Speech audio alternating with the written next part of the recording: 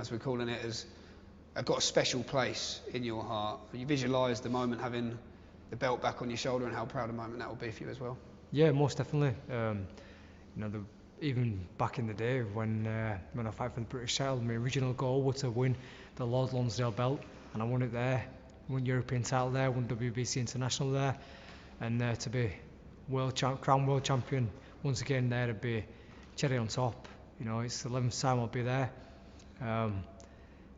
Even the buzz around Leeds, everyone who's like bought tickets off me or who's messaged me, or my pals or family members, there's just something about going back to arena. Everyone seems to be buzzing about it, telling me I fucking can't wait to be going back to arena. It's just something about it.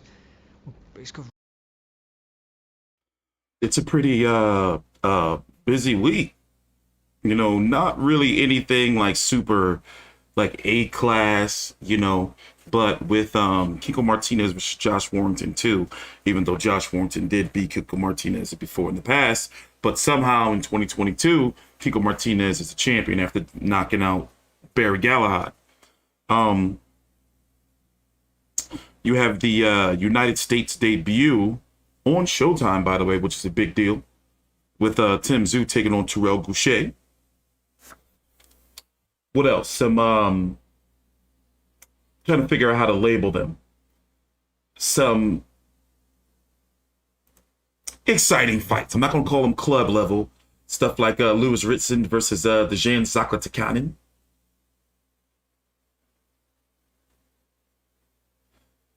Maxie Hughes, Ryan Walsh. The return of Ebony Bridges against Maria Cecilia Roman. Don't be surprised if she loses that fight. Miguel Berchelt versus Jeremiah Nakathila. Yeah, there you go. I'm actually looking forward to that fight. Miguel Berchelt is now competing at 135 pounds. Michelle Rivera versus Joseph Adorno. Gustavo Lemus versus Lee Selby in an IBF eliminator. Both for number, I believe, 3 and 4. And you know that IBF doesn't rank 1 and 2 guys. Fucking Felix Sturm is still out there kicking around. He got robbed against De La Hoya all those years back. Richard Riakporhe versus a Duyan Juma. Who else? Like, it's pretty busy. They got Eric Morales versus Orlando Salido. That's this weekend on Fight.tv for $21.99. Eric Morales versus Orlando. See, those are the type of degenerate fights that get my blood boiling. Mike Perez is out there fighting in Dubai. Kevin Lorena. Farad Urslan. You see, like, all these, like, mid-level-ish fights going on. Well, anyway, we got a lot on the docket today. Edgar Berlanga didn't impress against Steve Rose. Surprisingly, a lot of people had Steve Rose winning that fight. I didn't. I had it a 6-4. I didn't like his post-fight interview, and I got to be honest, I've never been high on Edgar Berlanga anyway. I don't get excited or invested in a fighter who's going on like a prospect who's going on a mean knockout streak. In that case, it was like, 16, straight or something like that. But, the question was, what's going to happen if he steps up in competition? And he's been stepping up in competition, and he ain't been looking good.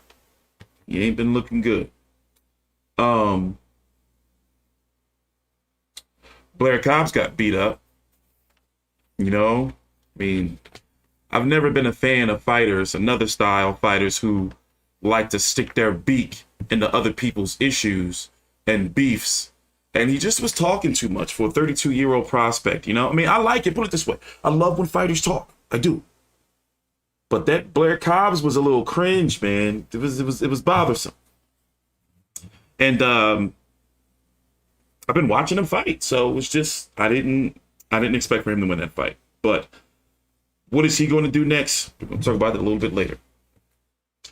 This weekend's Tzsyu versus Dirrell Gausha fight, that and the Miguel Berchelt fight, and of course Josh Warrington and Kiko Martinez too. Those are the marquee fights of the weekend, like for the hardcore boxing fans, the meaningful fights. By the way, I just saw something on Dan Rayfield's boxing schedule here. Marcellus Wilder and Eric Abraham. This is Deontay Wilder's brother. He's buried at the bottom of a card down in Florida. I wonder if the Bronze Bomb was going to be in attendance. So yeah, man, we got a lot to talk about. I don't even know where to begin, really. You know, I did watch the meaningful fights of this weekend, like, you know, of course, Edgar Berlanga, Steve Rose, Blair Cobbs getting knocked out, Michael McKinson, I don't ever want to see him again. He was supposed to fight Virgil Ortiz, but Virgil Ortiz pulled out for, I don't even know what it is, but basically it's linked to weight. They're talking about he needs to move up. Him and Alex Martin stunk it up. You had Billy Dibb, 36 years old. We talked to him last week. Big J had an interview with him. Billy Dibb returned in an IBF eliminator. I forgot what it was for. Anyway, he got thrown on his back by Jacob NG, and you know he got his ribs broken. People are pretty still upset about Jermall Charlo versus Sulecki. And I don't know what to believe anymore when it comes to reports of if fighters are able to leave the Philippines or not. I meant not the Philippines, the Ukraine, or not, to be able to leave, you know, war and conflict to go train. So the news that's been going around from ESPN is that Usyk can leave to go train for the Joshua rematch, but Loma is not leaving for the Kambosos fight in Australia. Like, how is that even allowed? Now, I don't want to get into politics and, you know, all that, because I'm frankly tired of it. But, you know, like, how is that fair to be like, all right, we in war fighting for our lives and shit? We don't know what these guys are doing. But then it's like, oh, I got this fight coming up. All right, I'm out. I see y'all when I get back. Like, no, I don't, you know. Oh, and Regis Prograis. I did watch Regis Prograis this weekend against Tyrone McKenna. We interviewed him multiple times on the channel, and I've covered many of his fights in the past. But that fight went exactly how I thought it was going to go. You know, Regis Prograis is just 2 levels above. You know, Tyrone McKenna, no disrespect to him, but he's a C-level fighter. You know, like club level type guy, you know, fringe contender. You know, not fringe contender, fringe rank guy. You know, he's not a top 15 guy. And if he is, he's like a top, he's like a top 20 in the division, like a top 30, like around there, you know, and I'm just keeping it 100 with you, you know. So him versus Regis Prograis in Dubai didn't impress me. And there's some confusion there, because is it going to be Prograis versus Jose Zepeda? And I tried to find the Jose Zepeda fight this weekend. Is the winner of that going to have to fight Jose Ramirez, or is the winner of Prograis Zepeda going to be for the soon-to-be vacated WBC title, 140 pounds? There's something going on there. Really can't really pinpoint what's going on. And looks like the WBC may be aligning in some type of way with Probella. You know? Sonny Edwards got the win against Muhammad Wasim. Sonny Edwards, he looked slick. He looked good. You know, I was impressed. I was like, okay, you know, I mean, the power's not really there, but you know, he can hit you with some shit, you know. What else? This morning, real early in the morning, that's why I'm a little off right now. My sleeping pattern is wacky. Let me tell you something. I got a lot of shit going on, but I'm not going to bore you with that. But this morning, about 4 or 5 a.m. in the morning, I'm trying to watch Sonny Bill Williams versus Barry Hall. It's an exhibition fight among footballers over in Australia and New Zealand. You see, Australia. You know, so I'm watching that this morning. I'm getting back into the mix of things. I am covering fights, though. I covered Rigondeaux fight. Did you hear about the Rigondeaux accident? I haven't talked about that yet. But yeah, so I am back in the mix. I did cover a lot of boxing this weekend. Like, what was the first fight this weekend? The Probellum card started at like noon. But I'm trying to figure out my memory shit.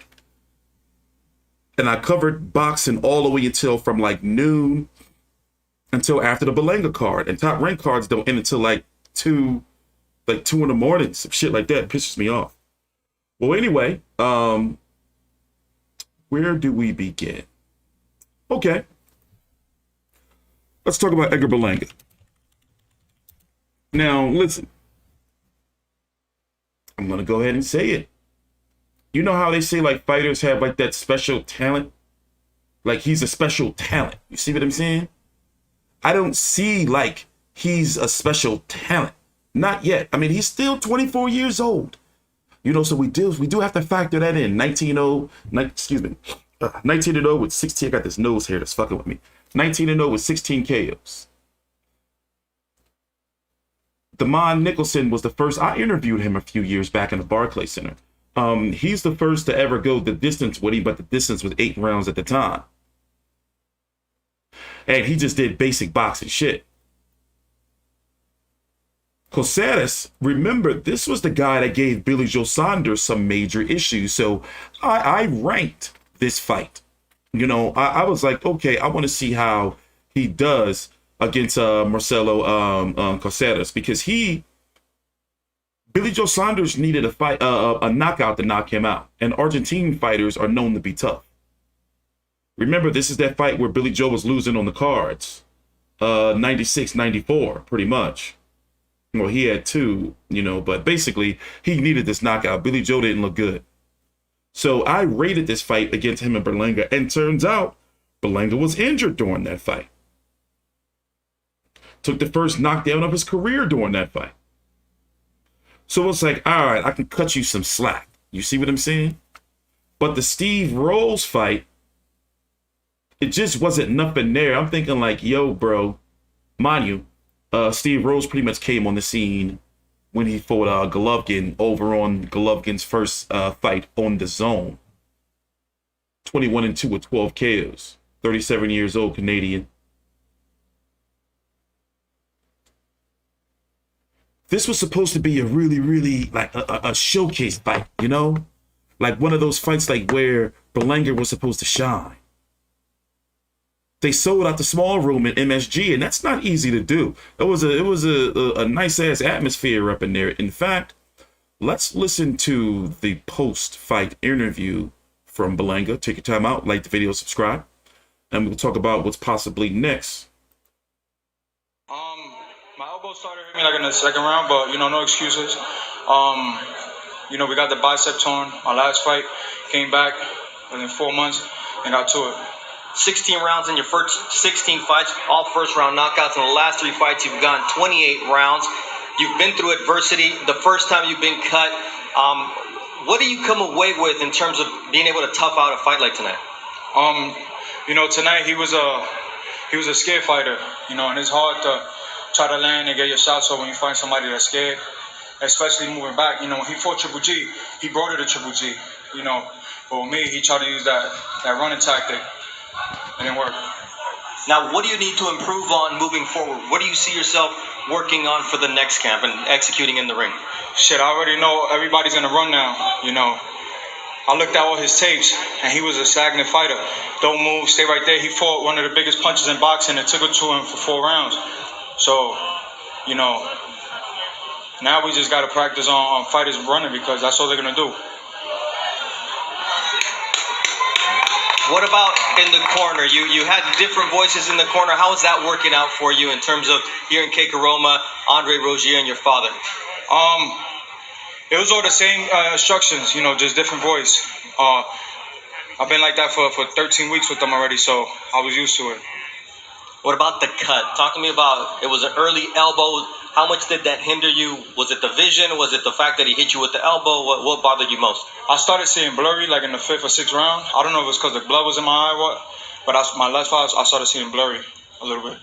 What about the fans turning out to support you tonight? What did that feel like? Oh, amazing. I want to thank everybody that came out tonight.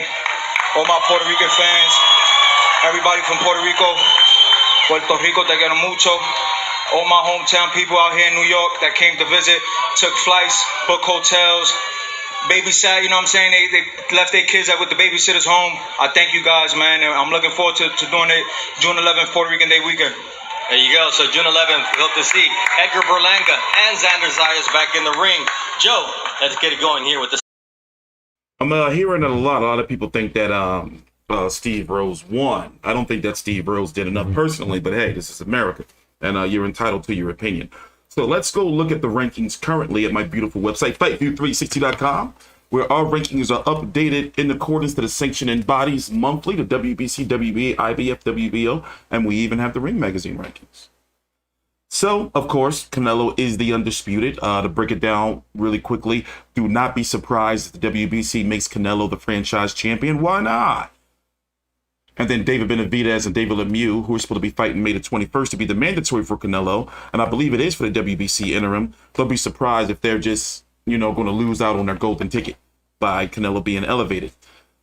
Zach Parker and Demetrius Andrade are fighting. Isn't that May the 21st too? Zach Parker, Demetrius Andrade are fighting to be Canelo's WBO mandatory, and that's going to be a type of war right there between Benavidez, David Lemieux winner, and Parker Andrade to see who's going to be the first WBO mandatory. That's what they're chasing, is to be the first, to be first in line for Canelo's mandatory obligation. As it stands right now, I believe from what's been going on is that John Ryder is first and not David Morrell. The WBA is where it gets a little bit confusing on, like the timeline of Canelo's 168-pound opponents or, mandatories. Me personally, I think that Canelo has his sights on 175 pounds. And by May of 2023, Canelo wants to be undisputed in 2 different weight classes. So I think they're going to do their best to hold on to this right here, fight John Ryder in December, and then fight the winner of Berchelt and Joe Smith in May of next year, probably in Mexico, somewhere like that. But it's got to get past Bivol first, and to be honest, I'm not confident. But anyway, get back to what we were talking about. Edgar Berlanga, where's he at? He is, surprisingly, he's not ranked at 168 by the WBC. There he is, 13 by the WBA. IBF, no, but of course he's going to be in the top 10 by the WBO. WBO, or, heavily aligned with Top Rank. And you would think that they're going to want him to fight a ranked opponent in his next fight in June when he returns. Now, me, as I was watching both broadcasts between the McKinson, Alex Martin, Blair Cobbs, Rocha. Gabriel Rosado was on the DAZN broadcast, and I was thinking like, damn, that would be a perfect fight, Edgar Berlanga versus Gabe Rosado. But Gabe Rosado was currently working on the zone side in with Golden Boy, so that's kind of out of the picture. Peter Chutinov, I don't know. Mark Jeffers, I don't know. It's we're gonna have to wait and see. I don't want to start getting too deep in that. But overall, to be honest, let's rate Berlanga. How does Berlanga do against David Lemieux? Now, shockingly, David Lemieux's been around for seems like forever. But David Lemieux is only 33 years old. Isn't that crazy? So, however, David Lemieux is still dangerous, though. Because if you don't hit him with some shit to keep him at bay, he's going to be in your face all night. And I'm not confident, but yet he's like a gatekeeper at 168.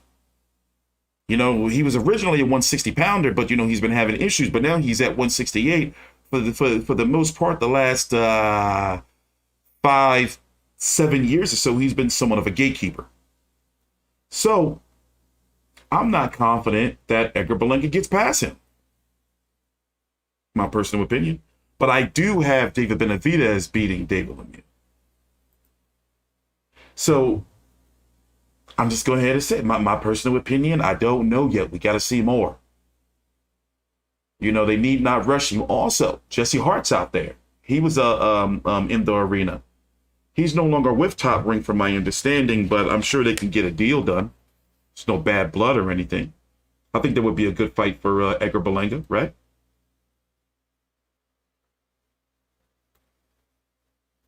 David is going to give Benavidez problems. You mean David Lemieux? Yeah, it's going to be a style he haven't seen before, but we're going to talk about that in another video. I don't want to get too deep off the track. There's talk of Caleb Plant and Anthony Dirrell getting close to a deal. And to be honest, I got to sharpen up. I used to be real sharp because I don't even know if I ever seen this person or this person. I know I've seen them before, but I just can't remember. I used to be real sharp. You know, T Street falling off. Well, anyway, moving on to the next topic. Blair Cobbs. You know, I mean, he talked the talk, and he got hands, and he got chin, and he got a heart. All right. So let's on a positive note, you know, Blair Cobbs may be the 32-year-old prospect coming into the fight, or before the fight, he was unranked by no sanctioning body. You know, and I'm guessing, you know, at 32 years old, they want the fast tracking. You know, put it this way, he's got the charisma, but it was cringe. You see what I'm saying? It was cringe. It just seemed like it wasn't free flowing. Boom. Boom. It wasn't free flowing. Let me pull up the clip of the knockout for you. Oh, and by the way, let me tell you, I've been having some issues with my PC. I got to change the thermal paste between my CPU cooler and an actual chip. So if my PC shut down, you know, it's because my shit's overheating. So I got a little intricate setup here. You know, so I got to be careful opening this 1080p highlights of Blair Cobbs getting knocked out. But you know what? I just didn't see the skill in him.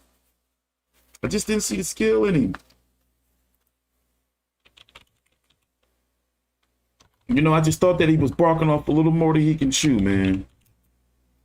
And the sad part about it is, it's like, you know, like you 32, bro. You know? Oh, and by the way, he's got a horrible backstory. My God. Like some, you know, like some sad shit. Where's this highlight at? Did they scrape it all off the internet? He did say he was going to be back, though, so that's what's up. You know, you can't give up on your dreams and shit. Oh, here it is. Hold on. It's ugly, too. It's ugly because he got up and he was still swinging like at the ref. I got to be careful because the zone, they don't fuck around. This one moved him. And then he's going to lean like into it. It's going to get ugly.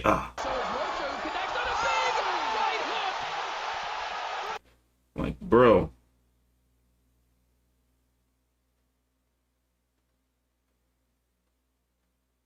And he's going to lean right into it. And it almost lifted him off his feet. Look at the hair. That's crazy. Look at the hair, bro. Went from a perm to like straight. I mean, from like curls to a perm.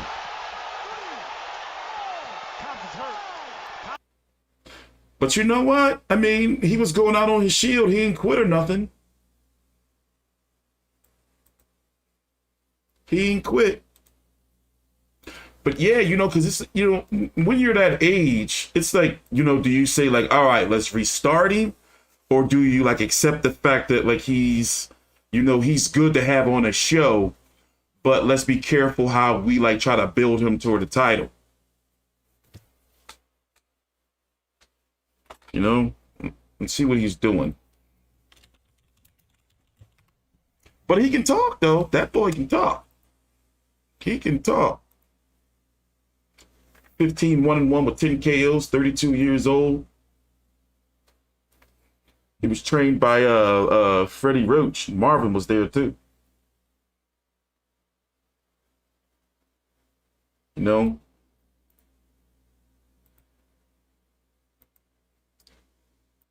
I wonder what they're going to do with him next. Let me see something real quick here. Wasn't he ranked?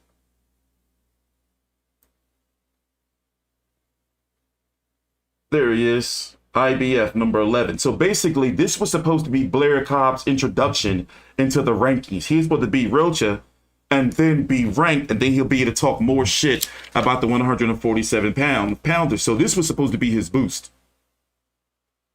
This was supposed to be in what they call in wrestling his push. And he got knocked out. So that's just how it goes, man. That's just how it goes. So let's move on to the next topic. Let's see here what we got. Tzsyu versus Dirrell Gausha. Let's just go ahead and say it right like this. I've been covering Tzsyu for the last 2.5 years or so, me and my colleague Big J.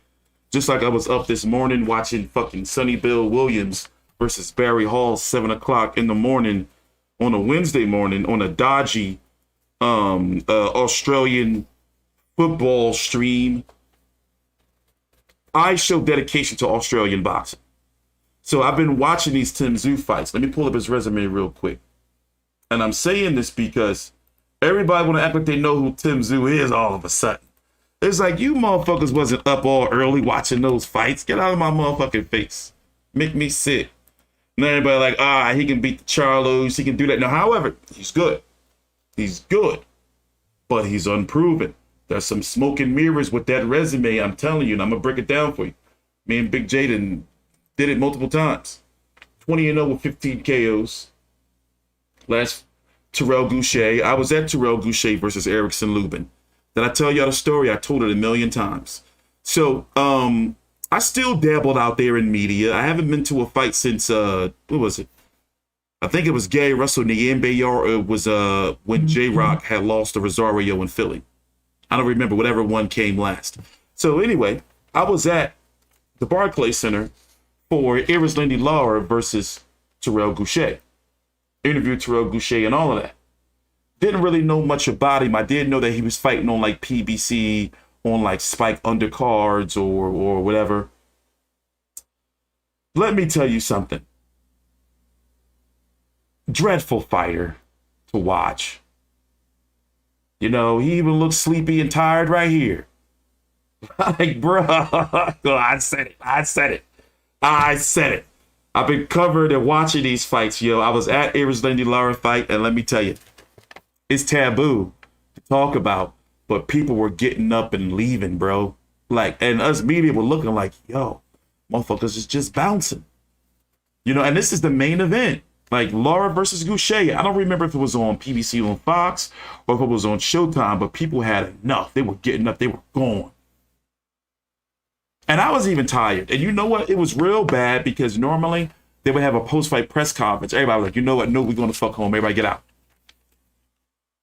The Barclays Center was closed at like 10:30. The whole building was empty. And if you haven't covered an event there, went to a fight, yo, that's unheard of. There was no traffic leaving. The trains, there wasn't no like big crowd to get to the trains, all the bars. Well, people had drunk up all the liquor before they went home. They were so disgusted. The point I'm trying to make is, listen, this is supposed to be like a welcome to America showcase fight for Tzsyu. This is what this is. All right, welcome to the States. And originally, this with these intrusive ass ads. What's going on? You see what happens when you try to support the sport and don't turn on your ad blocker? How they take advantage.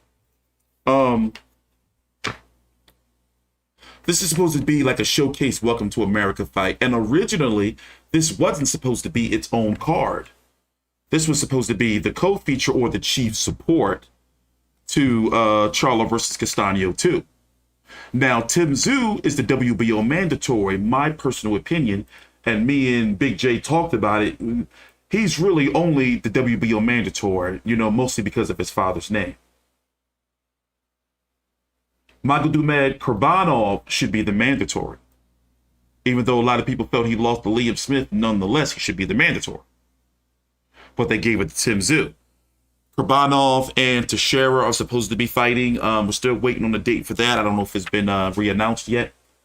Bakram Murtazaliev is just, you know, living a dream, taking all this step-aside money. He's the current IBF mandatory. I'm going to break it down for you. He's the current IBF mandatory. He is first in line to get a title shot from the winner of Charlo Castano 2. He's taken at least 3, and it may be up to 5 step-aside agreements to, like, keep holding on to his shot. And surprisingly, no one in the IBF rankings has been raised on the fuss about it. This weekend, he's fighting on the Tzsyu, get some water, the Tzsyu Gausha card in a dark match, meaning it's not televised. That's been going on with him also, where he's been fighting in these dark matches on Charlo undercards. Like, I don't know what is going on with that, but he's the IBF mandatory. Tzsyu, I'm guessing maybe Tzsyu's or Tzsyu's team maybe were raising a fuss. Like, listen, we came and made all these plans over here. You know, we want to keep our date. We want to fight on that date. And maybe Showtime was like, all right, listen, don't invoke your rematch. You know, we'll give you a, I'm confusing myself. Basically, I think this has something to do with appeasing Tzsyu so he won't invoke his mandatory. Because this is kind of unheard of a little bit for him to come over here and just get like a Showtime date just like that. And it was originally the date was supposed to be for the fight. You know, something going on there. But the Dirrell Gausha fight is pretty much supposed to be a showcase fight. Even though I may feel that Gausha is somewhat of a slow starter, you know, like, you know, not really a crowd-pleasing style, to say it like that. I don't think that Tzsyu can stop him. You see what I'm saying? Tzsyu, last fight, which we covered against Takashi Inoue, he couldn't stop him. Tough Japanese fighter, you know, whose face just was just right there, hit me.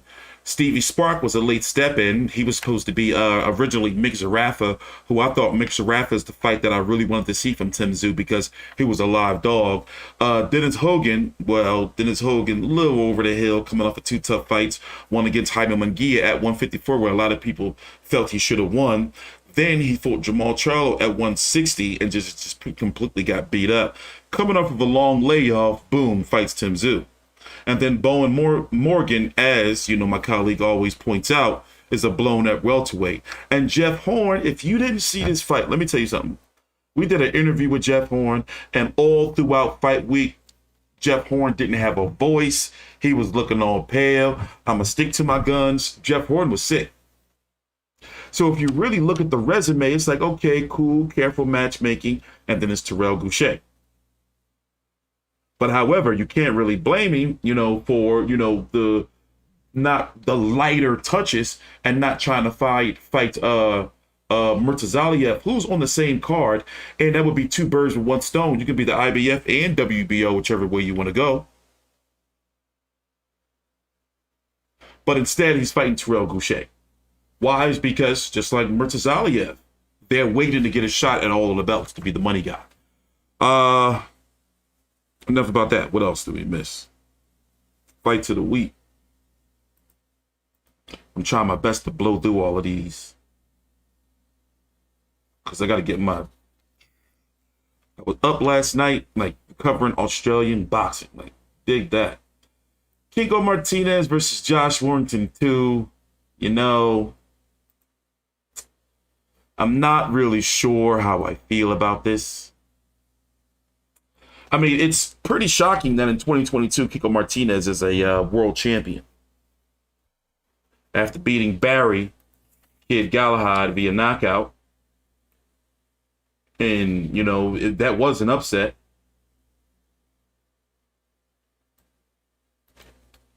But here's the thing. I'm trying to figure out how to say it. I do like Josh Warrington as a fighter. You know, even though I think he was on his way to losing to Mauricio Lara again, if he ever meets him, he will lose to him. And he damn sure need to stay out of Manuel Navarrete way. He's going to get a boot put in his ass. 31-1 with 7 KOs. Those haircuts he be having be killing me, too. The 2 fights with Mauricio Lara. The Kid Galahad, that was considered like a big upset. And he did that after defeating Carl Frampton. That was huge right there. I don't remember a lot of people having him beating Carl Frampton. But me personally, I never thought I would ever see, like, Carl Frampton. I don't think he should have ever went past 122 in my personal opinion. But, you know, fighters can't make that weight, and I get it.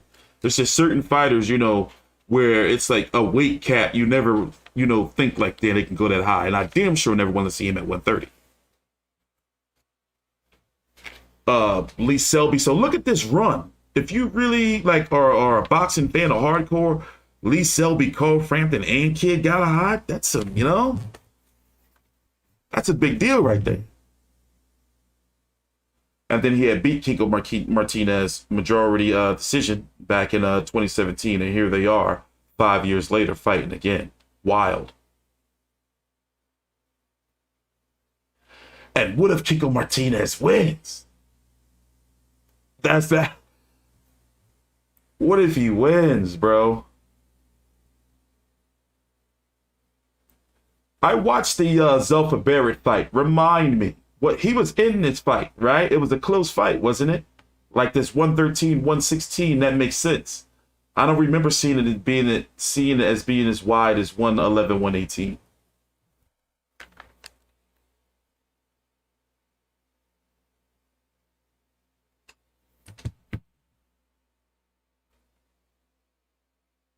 Well, we're gonna have to wait and see.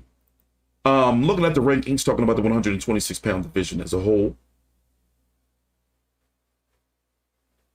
Mark Magsayo is supposed to be fighting Ray Vargas. When is that date? I don't have it on my notes. That's on the Showtime boxing schedule. I believe that's sometime in May or June. That's for the WBC. Shockingly, Gary Russell didn't invoke his rematch clause, but I'm guessing that he's going to finally move up now. Lee Wood knocked Mick Conlan out the ring. He's now Leo Santa Cruz's mandatory. Leo Santa Cruz has been holding on to that belt for about 2.5 years, but according to the WBA rules before they started consolidating those belts, when you're the super champion, you don't have a mandatory, and it's at the WBA's discretion. And of course, you have Kiko Martinez here. Don't be surprised if the winner of Kiko Martinez and Josh Warrington's mandatory is going to be Mauricio Lara. And you have Emmanuel Navarrete. We don't know what he's going to be doing next. I don't want to see this again or this again. Abraham Nova, he would beat him. I would love to see either Lara versus Navarrete or, you know, Warrington if Warrington wins, or Kiko, just to unify the belts. Like, give me some unifications in the division, because now it's opening up politically to where Lee Wood, Kiko Martinez, Josh Warrington, all under that DAZN Matchroom banner. But also with the purse bid, we saw that Mick Conlan, who's a top ring fighter, can fight a DAZN fighter and a Matchroom fighter, which we've seen throughout history. That Matchroom and top rank, if they have to necessarily make a fight, you know, they'll put it together, or they'll let it go to purse bid, but they won't pull fighters out of situations. You see what I'm saying? So we do know that there could at least be a 3-belt unification, at least within, you know, 12 to 16 months or so. This is where things get a little funky. Now, even though we've seen that Sean Gibbons, who manages or does whatever the hell he does with Mark Magsayo and the Filipino fighters, we've seen him work with Top Rank in the past, but at the end of the day, he seemed to be like aligned with PBC right now. So real weird situation. Let's see who's on the undercard. You got Ebony Bridges. She might lose that fight. This girl is much more experienced, but she don't have no knockouts on her record. This Maria Cecilia Roman, 39-year-old Argentine, 16-5-1, 0 KOs. Ebony Bridges' last fight against that Melise Gangloff, I believe she lost that. They're wheeling Beck Connolly out again on the same card to take on up-and-coming prospect Sky Nicholson. We saw her, a couple of weeks ago? Who else is on the card? Maxie Hughes, Ryan Walsh, yeah, fun fight, but that's not really like a fight that really moves the needle or really like means anything, if that makes sense. Ain't really nothing there. Let's see, what other card? By the way, I subscribe to Dan Rayfield's website. He has by far the best boxing schedule, most detailed on the web. And you can get that for free. You don't have to subscribe. Yeah, I'll put the link in there for you in the chat. We see what else is going on. What am I missing? Is this a BT Sport? Is this a Frank Warren card? Let's see. Is that Frank Warren? I don't know. I'm kind of interested in that fight. That's on the zone. Yeah. Oh, yeah? I have the zone. Okay. Louis Ritson versus the Jin Zaka Takana. Remember, Mikey Garcia knocked him out in the past. I think this was the fight, his debut with PBC. Who else? We already talked about Kiko Martinez, Josh Warrington.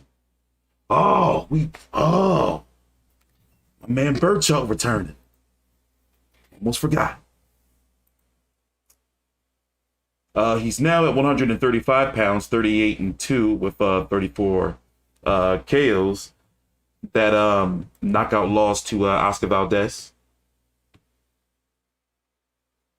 He was talking about moving to 135 for a while. And the crazy thing is, the winner and probably loser of hold on, got a phone call. Of Stevenson versus Valdez, which is happening April the 30th. The winner, loser of that will likely follow him to 135. Here's the thing. The guys at 135 that are now there are going to be or likely and are on their way up to 140. And now the 130 guys are now going to be filling up the 135 pound division within the next year to 18 months or so.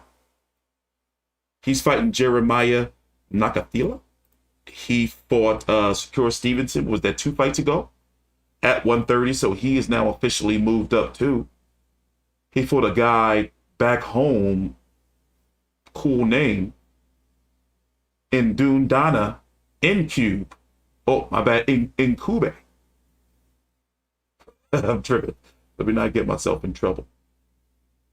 But going to be an interesting fight because he hasn't been stopped despite his 2 losses.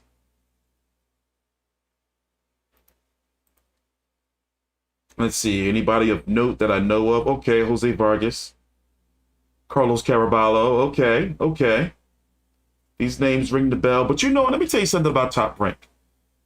Even though Tim Bradley could be, on some bullshit sometimes, I kind of find it to be like, if you're on TV, I want you to be outspoken about like how you feel and everything. But sometimes he just be outright disrespectful about the fighters. I'd be like, damn, bro, like chill. Like you're on TV. This is not you in the back talking to your homies, like, or, talking to Dre. Like calling Berlanga the phony one. I'm like, all right, bro. It's like, all right. It's like, he put on a shit performance to me too. But it's like, damn. Well, anyway, just me. Maybe I just got solved as, approaching 40 years old and a father and all that. Maybe I just, got solved, Because I used to talk some crazy shit on YouTube too. Don't get me started. But one thing I love the Top Rank broadcast. Like I love the production quality. I love the lighting. But one thing I hate is how late the cards end. I can't stand it. 1 o'clock in the morning. And then for us media, and even if, put it this way. We supposed to be in the loop. We supposed to be watching all of the fights. So sometimes like here in the States, on the East Coast, the average midday card, let's say if it's something on Sky Sports or BT or The Zone in the UK, wherever, them shits like the prelims start at about noon, Jack. So which means we got to have our food prep done. We got to motherfucking make sure we got a schedule to take the dog out between fights. We got to know where we can try to squeeze in a nap, or if we got to make a little run to the market because we forgot some stuff the last day. We got to balance the kids and the family. It's like, come on, man, cut us a break. Or maybe it's just me. But like them cards ending at 1 o'clock, 1:30 in the morning, like that should be killing me. It'd be killing me. But anyway, back to what I was saying, it'd be killing me. What was the last one? Like 2 o'clock? The one before? I don't remember. I fell asleep. I covered it the next morning. Like, bro, then you got to wake up the next morning and like, do your videos and shit. Like, oh. Anyway, I'm sorry. But yeah, Berchelt's back. Let's go look at the 135 pound division. So, Devin Haney-Cambosos, this seems like it's going to happen now because Loma's not leaving the war. June the 5th. In Australia, Big J's going. We're going to get boots on the ground to that joint. He thinks George Kambosos is going to win. Let me tell you something. Devin Haney has been disappointing. I do admit. The Gamboa fight was supposed to be like the coming out party. He was supposed to put a boot in Gamboa's ass. Jorge Linares is a gatekeeper. I'm not the only one saying this. He was supposed to shine, and what did he do? He get rocked. And then Jojo Diaz just squeaked by. Nothing. No special effects. So that's why, you know, people think that guys like Kambosos, and I like Kambosos. Kambosos beat Teofimo Lopez, okay? All right. I got to make sure I word things correctly. I don't want to disrespect the King, George Kambosos. Because he did do exactly what he told us he was going to do. And he told Teo that the belts were cursed. He said, the belts are cursed. They've gone to your head, mate. They're cursed. Oh, and that's also the factor of people think that if Devin Haney go over there, he's going to get his ass robbed. But really, what leg does Devin Haney have to stand on? You know, he's got to take this fight. It's a shame that his WBC title don't really mean nothing.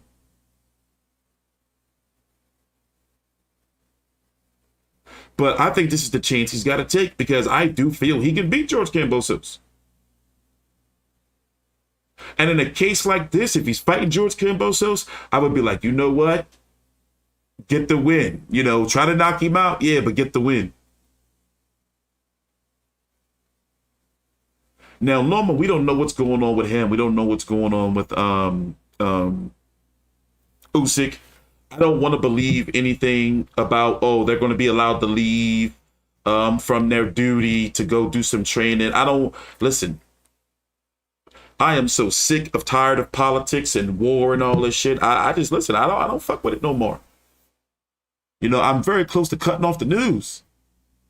So as it stands right now, Lomachenko and Usyk, they're off limits. You know, until I see them like in the gym somewhere and there's a press release with a date and all of that, I'm not going to believe that they're going to be fighting anybody anytime soon. So Lomachenko's out. Zaire Abdullayev just knocked the shit out of Jorge Linares a few weeks ago. I covered that fight. That was one of those obscure fights that I covered. I believe that was in Russia. Isak Cruz is returning in a disappointing fight against Yurkis Gamboa. That is on the Spence versus Ugas undercard. April the 16th. Rolly Romero, Tank Davis is supposed to be happening May the 28th in the Barclays Center. I've been wondering if I should consider that to be my boxing return, but really, honestly, I don't think I really have an interest of going to boxing events again outside of like networking, to be honest. I really don't get no, thrill out of it. And also I have social anxiety, so two birds, one stone. But I think we may get somebody there. I don't know. I may go to the press conference. I guess I should do that. That would be fun. But Tank Davis has been posting some things within the last 5-6 hours about his displeasure of the tickets not being on sale yet and them possibly not going on sale until less than a month before the fight, saying he's not Michael Jackson. Y'all see that? I think he took them all down because he posted something that's saying that Al Heyman and Leonard was going to call him. But him versus Rolly Romero, they're supposed to be the mandatory WBA for George Kambosos after George's June the 5th fight.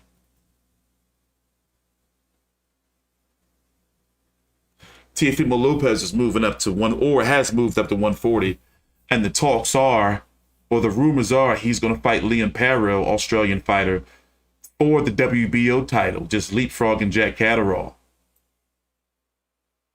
Jack Catterall now number 3 in the WBO rankings. And as you can see, Teofimo officially ranked by the WBO. He's officially at 140. Number 6 by the WBC. And he is not WBA or IBF ranked, but we see where he's going. They're going to get him a fast track to a title. So they're already lining up for Josh Taylor's titles, waiting for him to move up. And then when Josh Taylor moves up, he's going to be automatically Terrence Crawford's mandatory because he's that super champion status. Virgil Ortiz, he's being urged by Bernard Hopkins literally on the Zone broadcast. And Bernard Hopkins works with Golden Boy, and it's been, some rumors going around, within the team of Virgil, is that it's time for him to move up. Like, he's got 147, like he's going to kill himself staying there. And then Spence has already been talking about openly, or at least at the press conference for the Ugas fight, about how 147 is getting hard for him to make.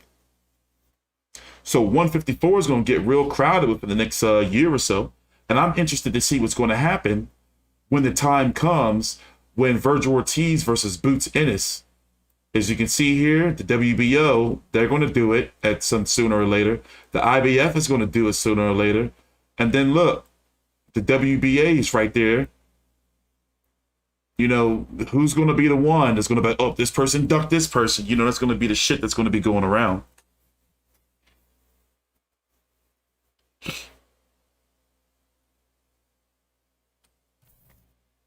What up, Donnell? I haven't been reading the chat at all, guys. I'm sorry. I'm just trying to run through this stream, trying to get my sleeping schedule back in order. Them Australian fights, and then I tell you guys, I'm starting a nonprofit. I'm finalizing. I'm in the very ending of the planning and research phase, and let me tell you something. It's been killing me. It's been killing me. You know how when people start businesses from their garages and all kind of stuff and become like that shit drives you a little bit crazy. Like all the research and been killing me.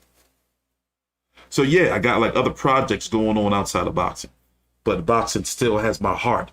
I can't turn my back on it, no matter how much it abuses me. I'll tell you a story how I view boxing. Boxing is that partner that keeps beating you, and it's I'm never gonna hurt you again. Then give you something good, take you out for a nice ass dinner, giving you a fight, that you thought you wasn't gonna get, and you be like, oh wow, that's so nice of you. And then they turn their back on you and then just get all liquored up and smack you around and give you Luis Ortiz versus Charles Martin for $40 on pay-per-view on New Year's Day, and be like, you belong to me. you ain't going nowhere.